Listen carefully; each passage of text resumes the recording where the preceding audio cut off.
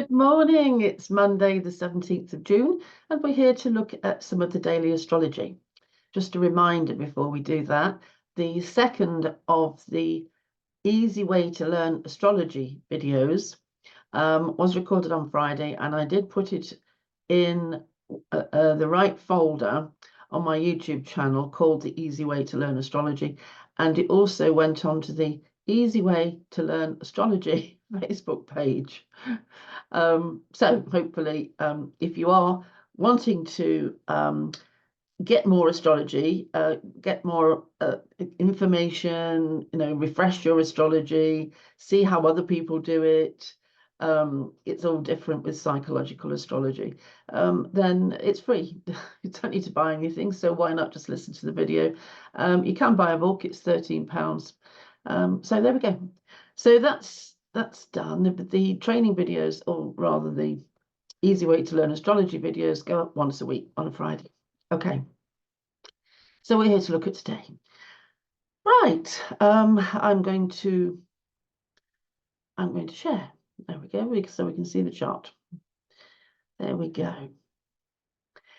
So, where are we after the weekend? So still with the sun in Gemini, but it's at 26, galloping along. And look at Mercury.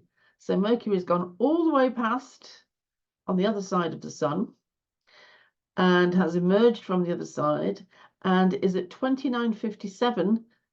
Now, there's only 30 degrees in a zodiac sign, so 3 minutes of arc is all it needed to join Venus at 0 degrees of Cancer.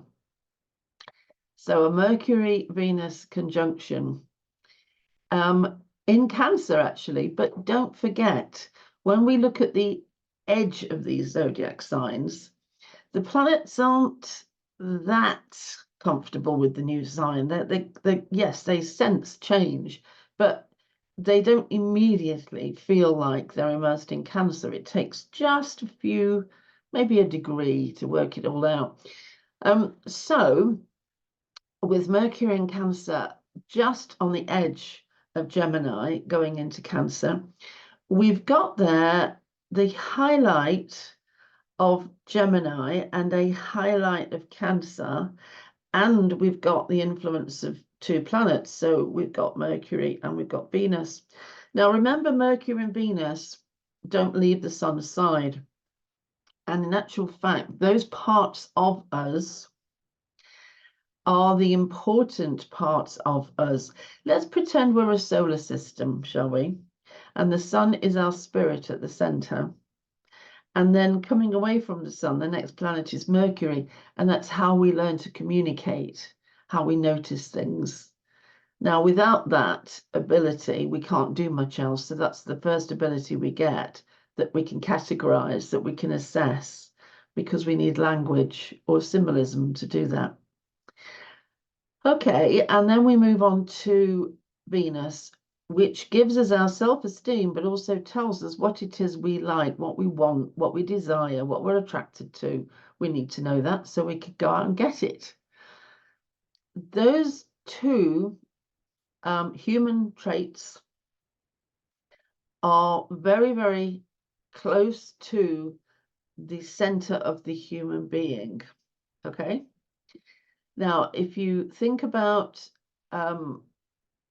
you think about Venus and it's being ruled by Taurus, or it's ruling Taurus, I'll get my words right in a minute, then when we start the zodiac, we start with Aries, which is fire, and then we go into Earth, Taurus, because if we were a baby, yes, we're a spark, we're energy, we have arrived, but then we need to explore our bodies and know about our bodies, get comfortable with our bodies, Taurus. And then we go into Gemini, where we learn to communicate and learn to express and learn to understand using our minds. And then we move into Cancer, which is all about emotions and love and security. See how long it takes us to get the abilities and the skills. for us to be ready to receive and to understand the complexity and the mechanisms of love, the subtleties of it. Okay, what we've got here is a nice combination of all those things. So this is quite like a junior playground, if you like. So, all right, we haven't got Aries and we haven't got Mars, the ruler of Aries, but we've got the Sun. That'll do. It's fire. It's a fire planet. So we've got that fire planet, and we've got Mercury and Venus informing us of their particular traits and their skills. So they're all kind of bundled up. We can't really separate them. There is a degree of separation now between the Sun and the two planets. But nevertheless, they're all sort of cozy in there. And so the opportunity here is about a sensation of having everything in a comfortable area, right? The environment has everything within reach. So we can think about stuff. We're aware of our emotions and love. And we are filled with the spark and the joy of fire, which is all about enthusiasm and confidence, and should have the ability to listen and communicate well. Clearly, I haven't got. And so therefore it should be a nice experience for this time of the year in the Northern Hemisphere, sort of going into summer. Okay, that all sounds jolly nice, doesn't it? We have also got in the sky quite a different different sample rather of the elements. We've got a splash of this, a splash of that, a splash of the other. So we're not leaning heavily on one element. So we've got the air element here with Gemini. So Jupiter is in Gemini. We've also got Pluto in early Aquarius, so representing again air. And then we've got some Earth, because Uranus and Mars are in Earth.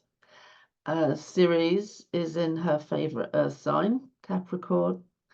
And Juno is in Virgo, not her favorite, I don't think, but it enables her to be more nitpicking than ever. Water, yeah, we've got some water knocking around because the moon has just moved into Scorpio over here. Athena is in Scorpio, and Vesta is in Cancer. So we've got representation of water there. So it's doing reasonably well. Fire. I mean, there are planets in fire, but unfortunately they're not the happiest of planets, and so fire is being given an opportunity for personal growth and learning some of life's lessons. But the ascendant here is in Leo, but that was only for an hour or two during each day, so it's not a lot of help. But there is, I think, a smattering of stuff. These are in water, so it's and if also you look at the shape of the chart, there are planets all over the place. It's called a splatter chart, and that's a good thing as well, because it means there's a good representation of stuff. We're not all leaning into one element only or one area of the chart only. Okay, so all looking all well and good. The moon's move into Scorpio is a nice one for the moon. The moon being a water planet, then it doesn't mind. In fact, it likes being immersed in Scorpio. All of that intrigue, the dark, the quiet, the suspense, the mystery. It's like the moon moving silently in the underground of Scorpio. Phantom of the Opera, the lair underneath the theatre. Lovely. Okay, so anyway, sorry, I digress. what we have got, and you'll pick this up straight away, won't you? So let's just have a look. I am just about to talk about the moon and the fact that it is getting into a square with another planet, and therefore square tells us they are on the same cross. Would you like to have a look and see if you can pick that cross out before I tell you? This is good for you. Just have a little look. You can find it. It's dead easy. Okay, so the cross is the fixed cross because the zodiac signs involved are Scorpio, which is on the fixed cross, and Aquarius, which is on the fixed cross. There you go. So we will pretty soon have a T-square because the moon will move up to 4 degrees, 5 degrees, 6 degrees. And as it does so of Scorpio, then it resonates with, it sort of connects with Mars, and they are on that T-square, that cross, the fixed cross. And so there is at one of the other ends there is Pluto. So you've got something in Taurus, something in Aquarius, something in Scorpio, making up a T-square, the 3 points of a cross. Okay, so that brings a little bit of tension, a little bit of fear, a little bit of underground stuff, a little bit of information from the other side, a little bit of, I'll say dark, but maybe we should call it shadow. A little bit of surreptitiousness. It's there's like secrets or something. There's a secret here. Anyway, there we go. So that will be it'll be over the next few hours. It'll be long gone by tomorrow. Okay, I think that's everything, isn't it? So it's a pretty short one today. And I'll just stop sharing so I can say goodbye. There we go, stop sharing. There we go. I hope that was interesting. And I look forward to seeing you tomorrow. And I hope you had a great weekend. And we're going to have a great week, aren't we? So I'll see you tomorrow for some more exciting astrology. Okay, then, bye.